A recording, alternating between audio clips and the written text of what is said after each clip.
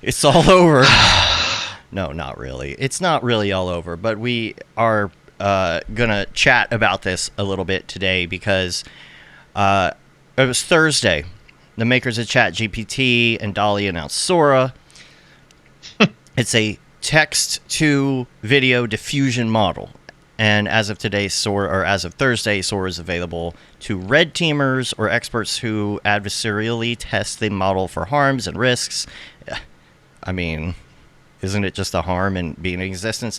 But per the announcement, it's also available to a select group of visual artists, designers, filmmakers, like to get feedback and how to advance this or what have you.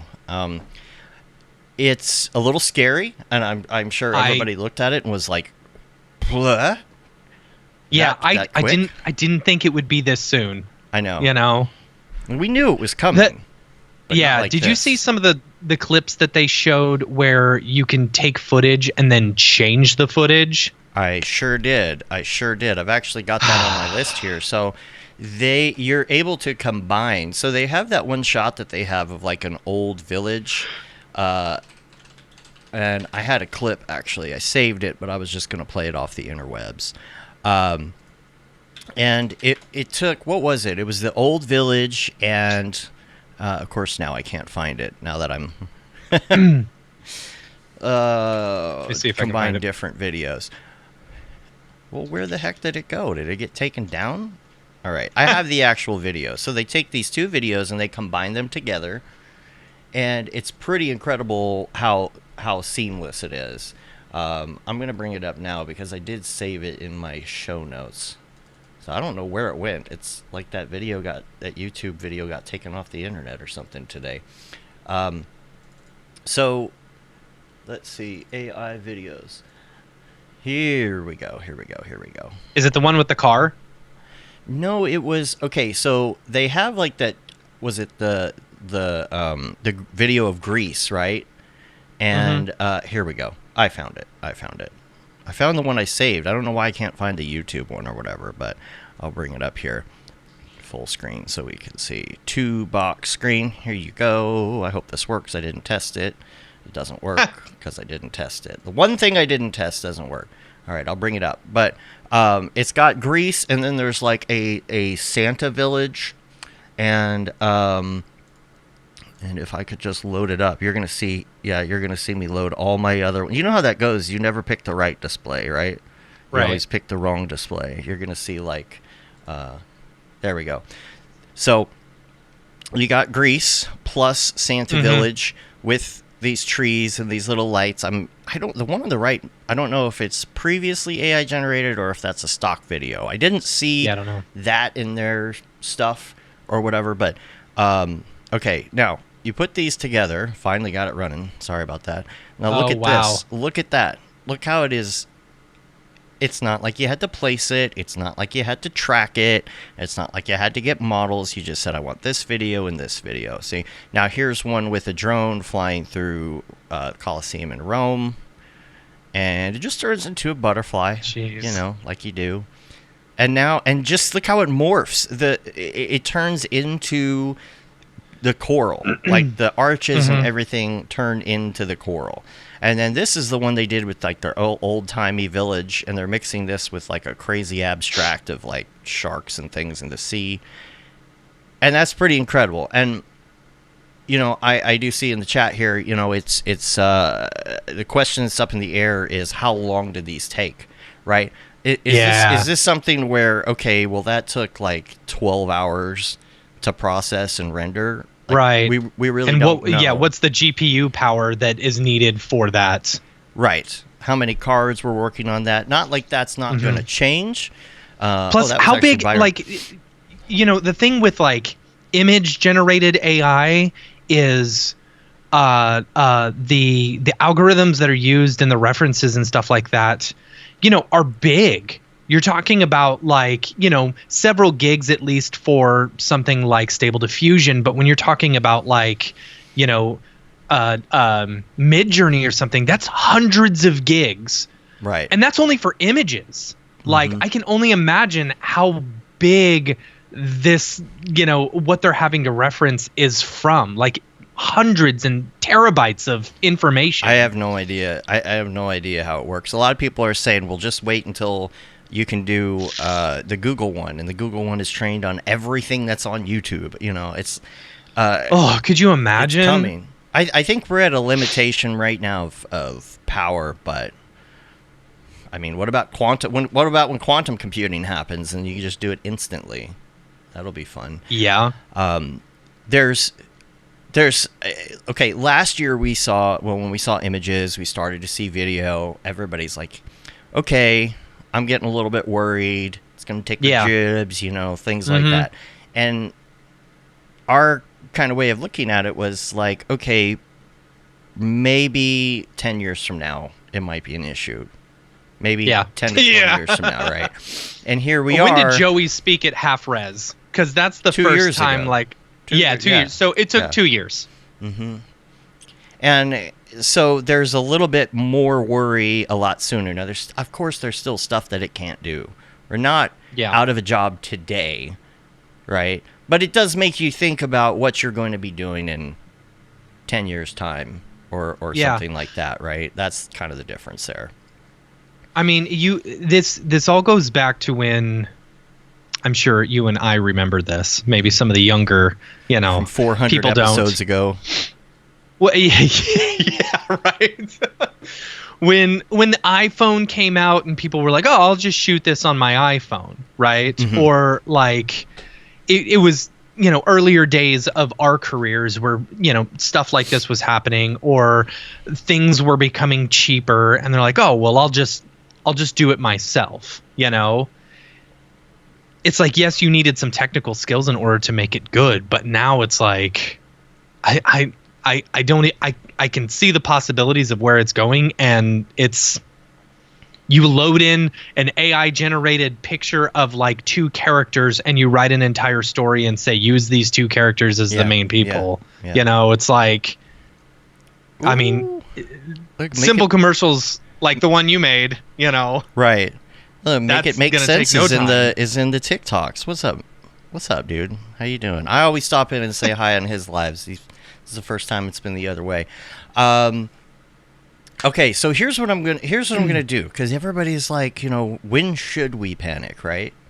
Here's what we're gonna do. Panic and run. Here's the thought here is that we will do the doomsday clock. This is going to be the Sora doomsday clock, and right now we are at 90 seconds till midnight. That's how we're going to do it. We're going to do this the same way we do with nukes. And when are we going to be out of a job? So we're 90 seconds to midnight right now with the announcement of Sora. Mm-hmm. That's kind of how we'll do it.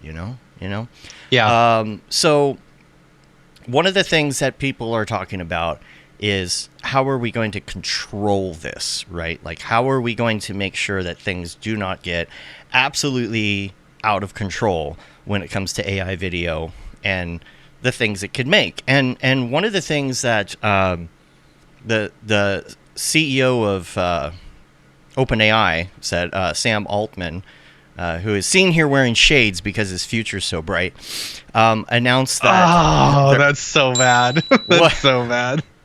I mean, yeah, they announced that they're adding watermarks to images generated by OpenAI tools in an effort to combat growing fears over the coming deepfake tsunami, which sounds great until you realize that it's just metadata that can be stripped, right? That's not really going to help us that much in this situation. And of course, this is all coming from the guy who's trying to calm our fears, who also says AI poses a risk of extinction to humanity, and is also a doomsday prepper that has guns, gold, potassium iodine, antibiotics, batteries, water, gas masks from Israel Defense Force, and a big patch of land in Big Sur he can fly to. Okay? He's the one telling us everything's okay. How are we going to control this? It's not just for us as animators, right? That's the least of our concerns when it comes to... Yeah, and I'm a little pissed about this. Why they come after our jobs instead of some of the other jobs, right? Well, they're coming out. I mean, it's affecting all jobs. It's not just us, but I mean, because it's affecting cinematographers. It's affecting it does video too, you know. Yeah. But why you gotta come after the artists? Well, it's not like art. Art is what people love. It's the only enjoyment in life is art. You can right? still make art to enjoy art, right? That's the thing. You can still make art to enjoy art, but it's honestly, are you going to be able to do it for a living anymore? Is anyone going to want to pay you to do it? Is it just going to be a hobby rather than anything else, right? So, the biggest concern is let's go straight into it. Let's go to politics. What happens when there's video of things happening that aren't really happening, right? Yeah. Of the president saying something, or video of something happening at war. Yeah. It's already so hard to like figure out. Like, look at the Trump Clinton, election. There was so much fake stuff going around, and being spread online and stuff. This was before, you knew which family members were cool and which one weren't, pre-COVID. And it's like you add this into the mix. No. Well, it's already happened a couple of times. I saw a video going around on TikTok, and it showed Biden from kind of a handheld iPhone camera, and then it kind of moves away, and you hear him say something related to child endangerment, groping. I'm not going to use the P word, especially because we're on TikTok. But he didn't say that. It was very obvious. If you do audio with AI right now, it was very obvious that it was audio AI, but it's not going to stay that way. And what happens when you see them saying these things? And what happens when they come up on your feed? I mean, these people believed in things like Muslim prayer curtains, behind Obama, when that's real footage, and all it is a curtain behind him with a pattern on it, and they said it was a Muslim prayer curtain. People just believe that stuff, and it's real.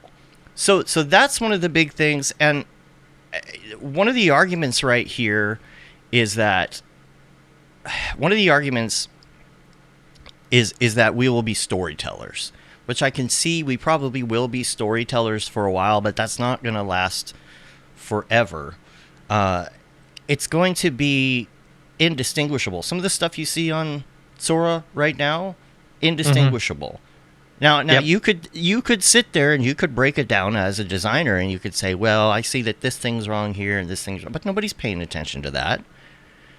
Nobody's gonna double check it or whatever. Nobody double checks facts these days with real things. That's true. Somebody tells them something and they believe it. They're gonna see this and they're gonna believe it, and that's pretty dangerous. And you remember too that only a year ago we were watching this. Only a year ago. This was almost exactly a year ago of February. It was the infamous Will Smith eating spaghetti, and this is where we've come in a year, which is pretty incredible, right? And did you see Beeple tweeted? He said, "Come on, guys, let's redo this video." For now, Oh yeah, exactly. I was thinking the same thing. That was exactly what I was thinking. I was like, we need, because I think it was Sam Altman who was taking requests on Twitter saying, what do you want to see? And was actually spent a lot of time like creating stuff. So I'm interested. I mean, that's how you could kind of gauge the timing of it. When somebody put in a request, how long did it take for him to get back with that? With that content. Yeah. What is Mark saying here in the chat? A good point made today in Monday meeting. Yes, he brings up an interesting point. He says, a good point made today in Monday meeting. We all have super cinematic cameras in our pockets, and yes, we've seen an explosion of content, but there are still films, filmmakers, etc. But to that point, I would also like to say look at Hollywood nowadays and the crap that's being pushed out. It's all superhero movies. They are much less willing to put out an independent film or do something smaller because they just don't want to spend the money. They'd rather make, $1 billion doing the next Avengers movie than they would doing something small like, My Big Fat Greek Wedding. Well, it was like $1 million and they made 200 million or something. There's a need for a good story. I understand that, but sometimes good stories don't take anything. This weekend, I followed the most incredible story online. I watched a TikTok live stream for 13 hours. Jesus. 13 hours. Let me tell you what happened. So there's this woman that had a very traumatic, I guess you could say, a traumatic experience with a man that was a compulsive liar to the point of like crazy town, right? And she ended up marrying this person. And it like the story is absolutely off the wall incredible and eye-opening and just insane. So she posted a 50-part TikTok. A 50-part TikTok where she sat down for 3 days and she told the entire story about what happened, right? So that's not what I was watching, though. What I was watching was Jolly, the Jolly Good Ginger on TikTok, who I usually watch him in political lives and things like with Adam Cray. I watch Adam Cray like twice a day. And he's usually in there talking politics, but he also does these things called the tea. He gives the tea, right? So he decided he was going to do a TikTok where he points the camera at this screen and plays all 50 of those TikToks all day long through the whole thing. And he'll stop and he'll comment and she'll say something. He'll be like, ooh! And like he'll just, And it's so funny because he'll give these recaps because people are coming in and out all day. And he'll do it in the first person. Like, well, what happened was first we married him and then, he was lying about this. And we said, great entertainment. It's such a different way of doing entertainment, right? I think he broke a record. He had 10 million likes on that one live. Wow. 10 million. We were sitting there tapping, trying to get him to 1 million. I actually went on afterwards. He did a box. I think people could come in the box. It's the first time I joined a TikTok live for commentary. Joined and said, man, I did my taxes. I went out to eat. We went back. We were watching this. We were invested in this. And all that to say, a story can be something that simple, right? That story blew up. And I sure hope he shared some of those profits he made with the woman who actually told the story. No, the whole time he was showing her Cash App so everybody could donate to her. Oh, okay, and her whole thing is she's always wanted to go to London. So he's like, I am sending her to London. Like, yeah. That's awesome. Because she made way more money off of that than just the views on TikTok. Like, him getting people to Cash App her made her a lot more money. And the story, like, that is like a new way of storytelling, right? I love that. I absolutely love that. And storytelling is a great thing. Let's say you don't have to do 3D anymore. Okay? You're just you have the tools in front of you. Some of that stuff's happening now, right? Who was the voiceover in that video I just did? That was me. Was it really? Yes. Amazing. The woman in the voiceover for that spot was me. So there are tools right now to allow you to do things like that already. Okay, that took a voiceover person's job. Technically, it didn't because I wouldn't have paid $300 to have somebody voice that you over. Would have just done your own voice. Right.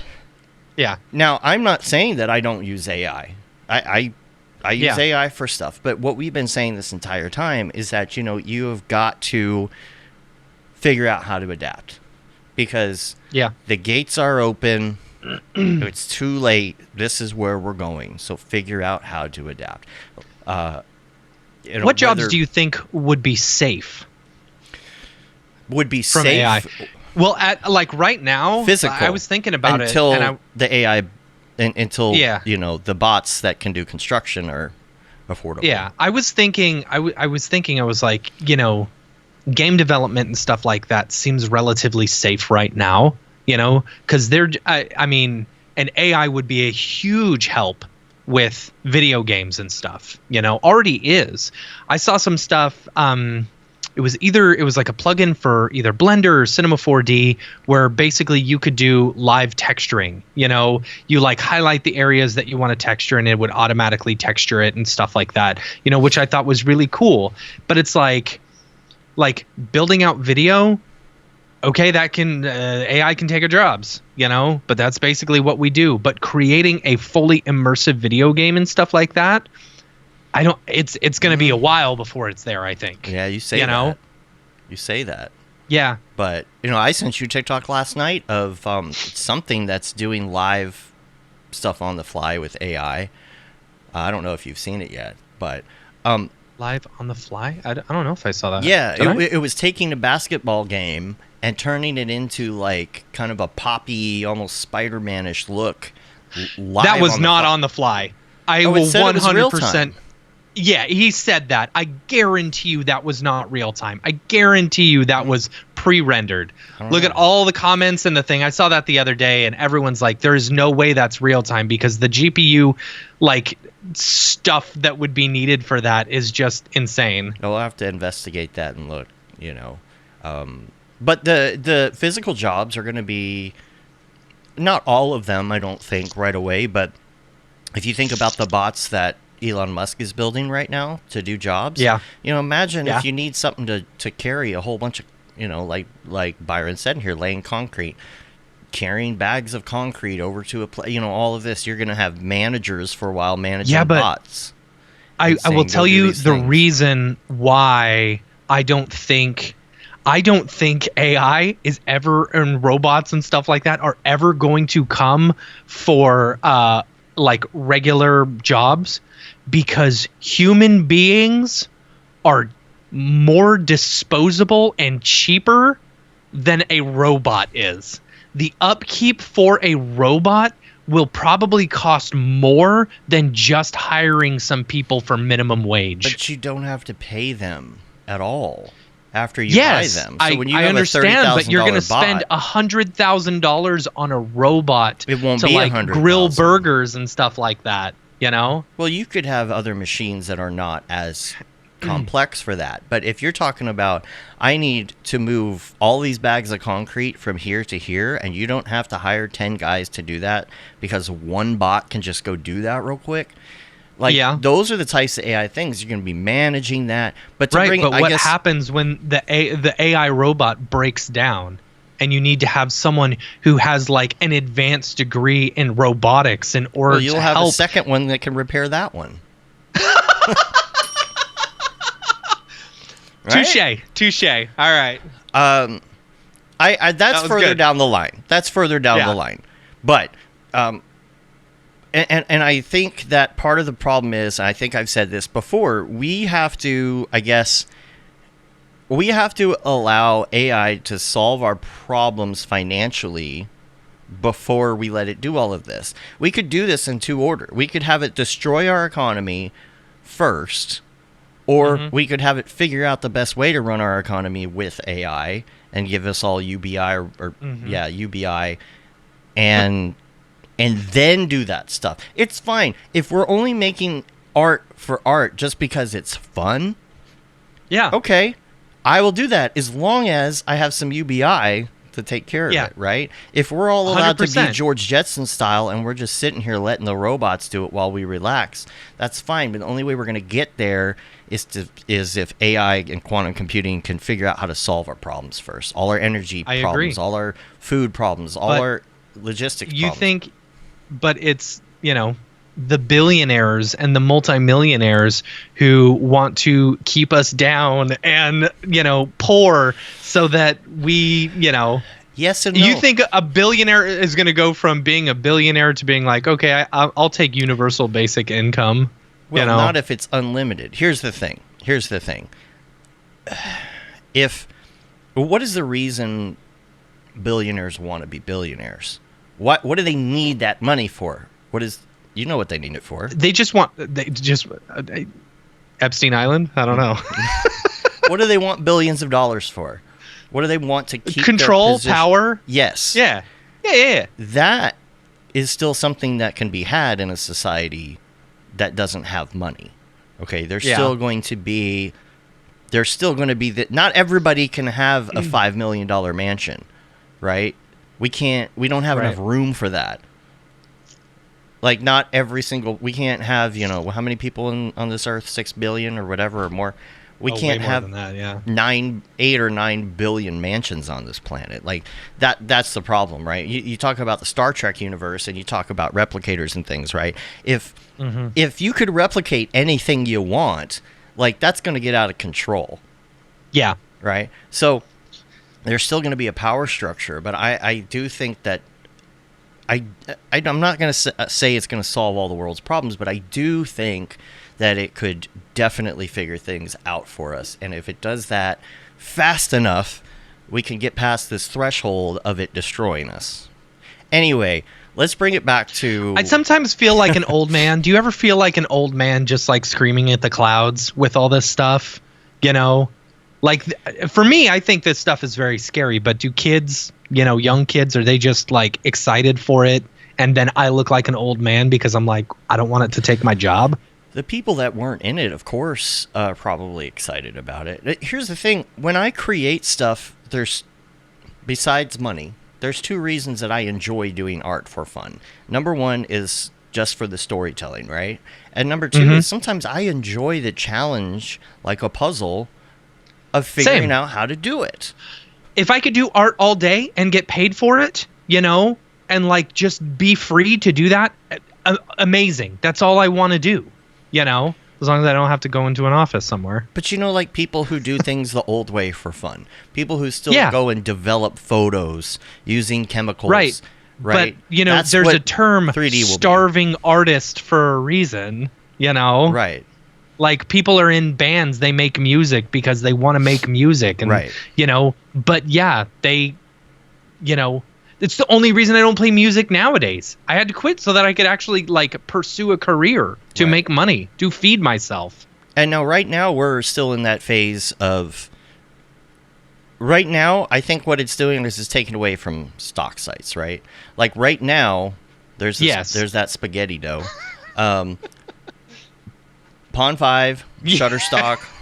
all of these places are just like, they're like, we have got to figure out what is our game plan here. What are we doing? Because we are not going to be in business much longer if this stuff gets much better. Yeah. And so that's where we're at on that.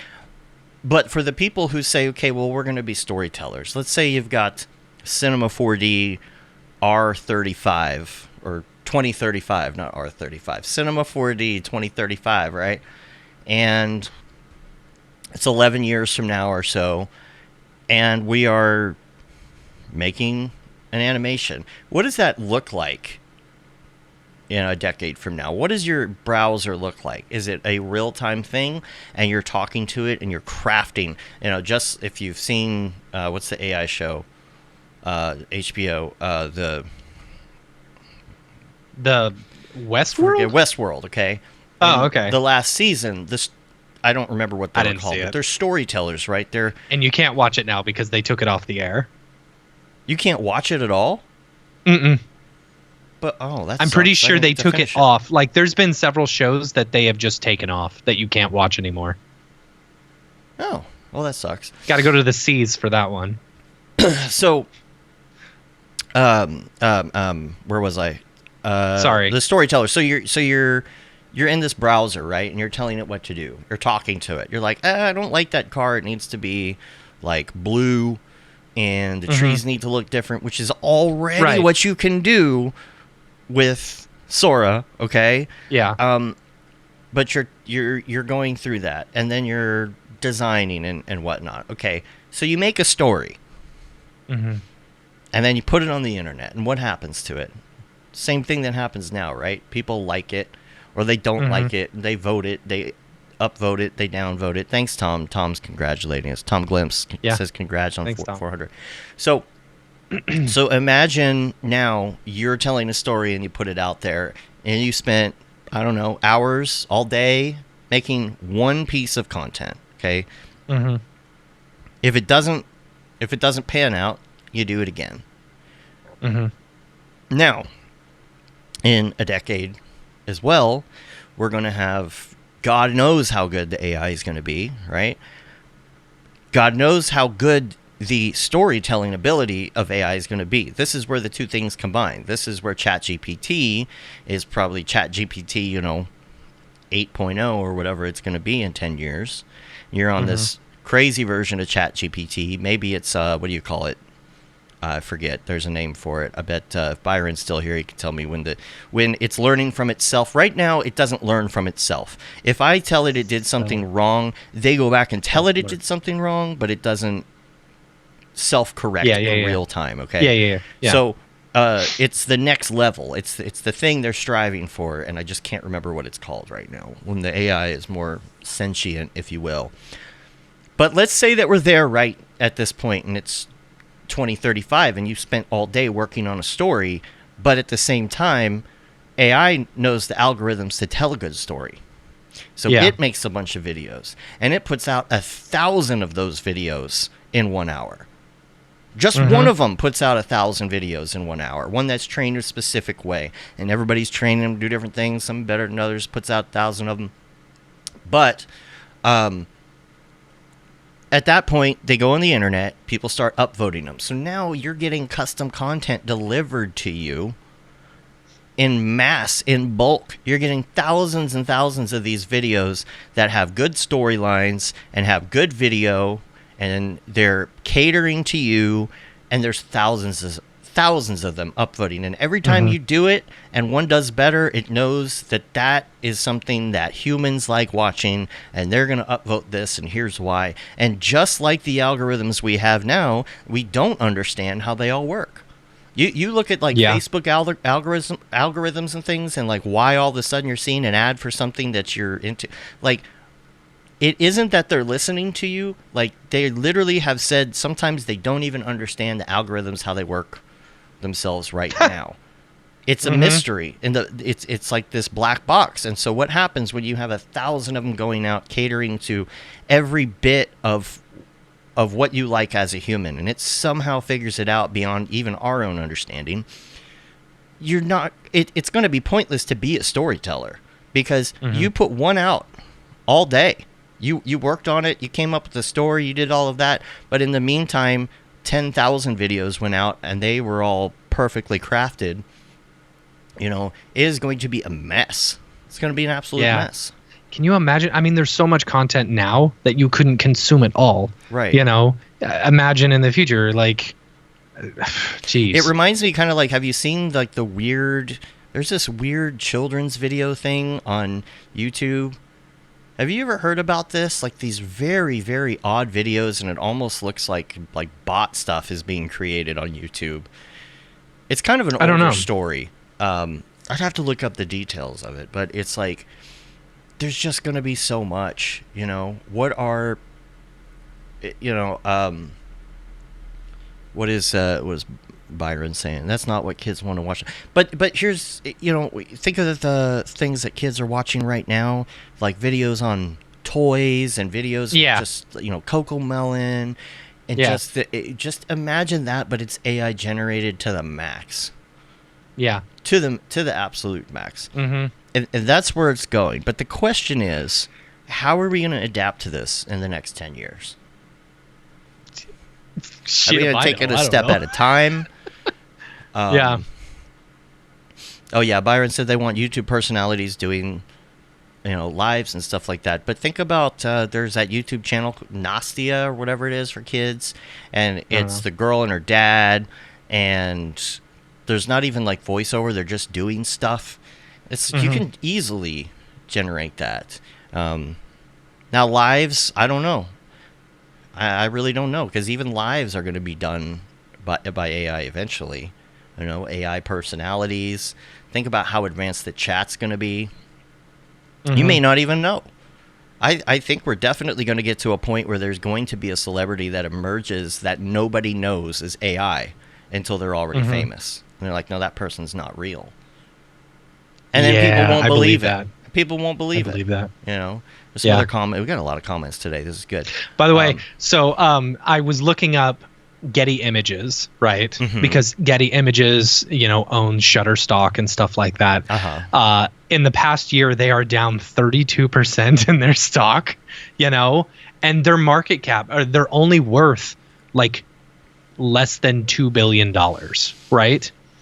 AI or what is it? ChatGPT, OpenAI, just got like evaluated at like $80 billion. Mm-hmm.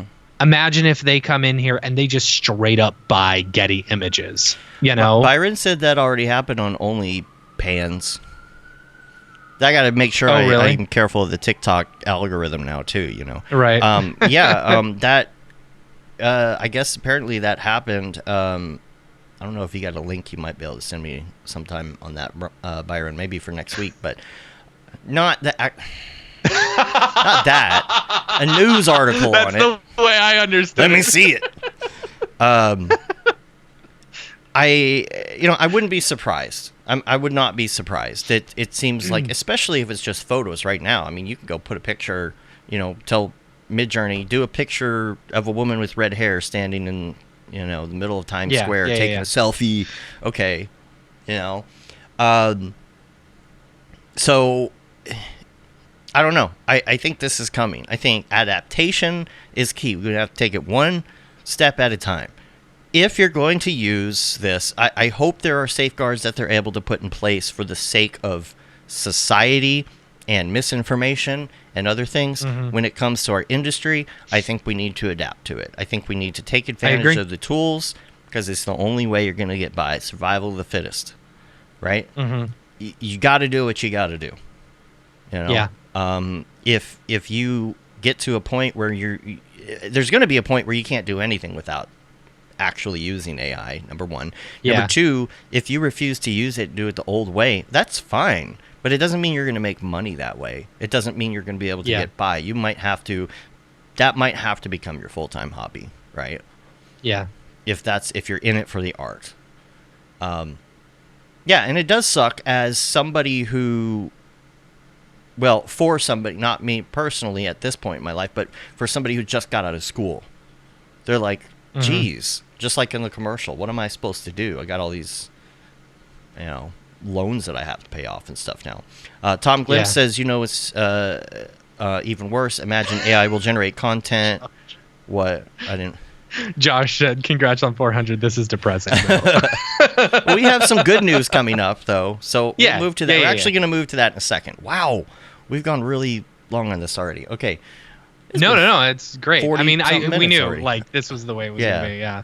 Tom says, imagine AI will generate content personalized for each of us in video format with subtle baked-in ads trying to sell you whatever you're into. Exactly.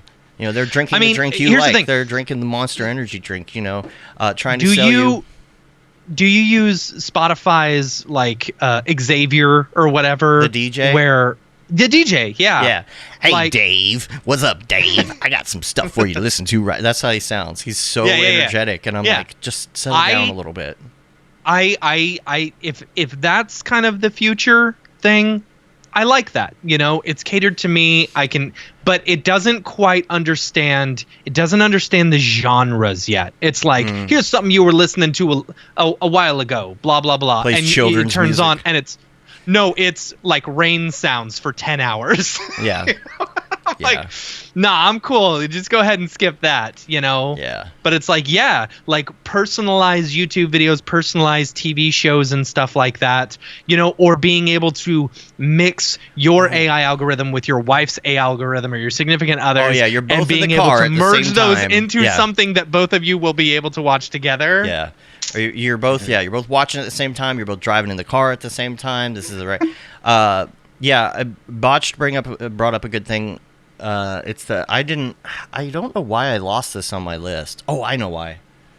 I have a whole list of notes that I forgot to look at for today. I just realized. Better for next week anyway. But it was talking about the Merc AI thing. Merc is back.